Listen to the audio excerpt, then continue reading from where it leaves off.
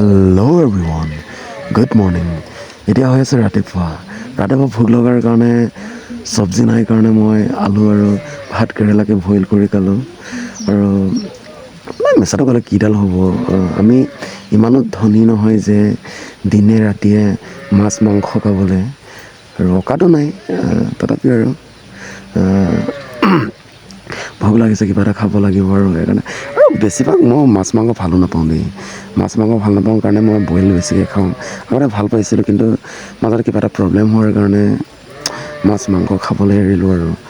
আৰু আপোনালোকে অকণমান ছাপোৰ্ট কৰিলে আৰু ভিডিঅ'বোৰ আৰু ভালকৈ বনাবলৈ ট্ৰাই কৰিম। আৰু ভিডিঅ' বনাবলৈ এতিয়া লাজ লাগে, কাৰণ ইমানো কিবা নাই আৰু মোৰ ভিডিঅ' বনোৱাৰ এক্সপিৰিয়েঞ্চ নাই। সেইকাৰণে আৰু কি কৰিম, আৰু তথাপি ট্ৰাই কৰি আছোঁ।